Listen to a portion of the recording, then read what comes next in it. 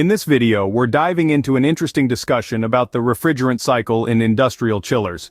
We had some guys in our Facebook group reach out and ask if we can go through the basics of the refrigeration effect and how it makes the water cold on an industrial chiller.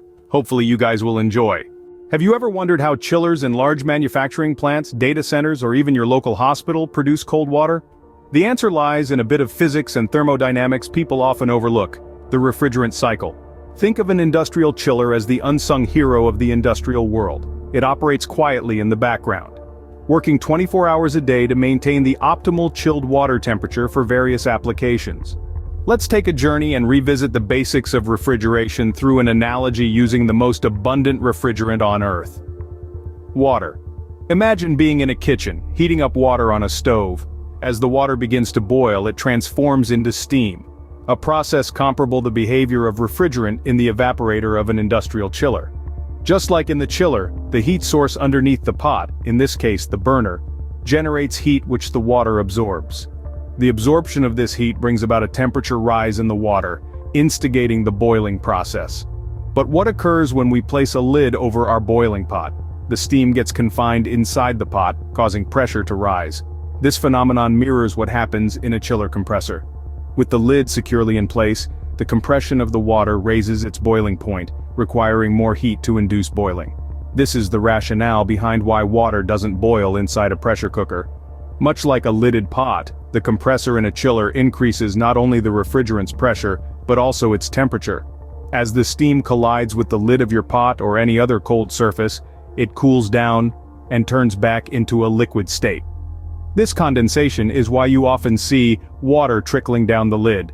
This condensation is what occurs in the chiller's condenser, where the high-pressure refrigerant gas cools, releasing its heat and condensing into a high-pressure liquid. Now imagine lifting the lid off your pot. The steam gushes out and the water boils more intensely. Why? Because when you remove the lid, you reduce the pressure.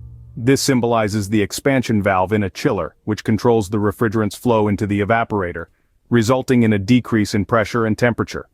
The pressure and temperature characteristics of water echo in every other refrigerant on Earth. If you tried to create a vacuum on the same water, the water would cool dramatically.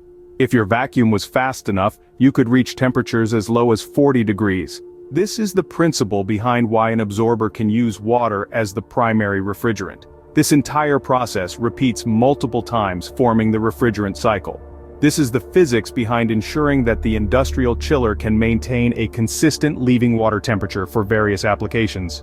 Industrial chillers are essential in a wide range of applications. They cool machinery and processes loads in manufacturing plants, mines, and commercial buildings.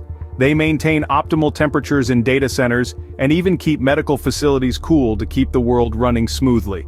In conclusion, next time you find yourself in an industrial setting, consider the role that industrial chillers play in keeping operations cool and efficient, and the physics they use to achieve that. So there you have it, the hidden world of industrial chillers demystified. Remember to hit the like button, share this video with those curious minds around you, and subscribe for more fascinating insights. Until next time.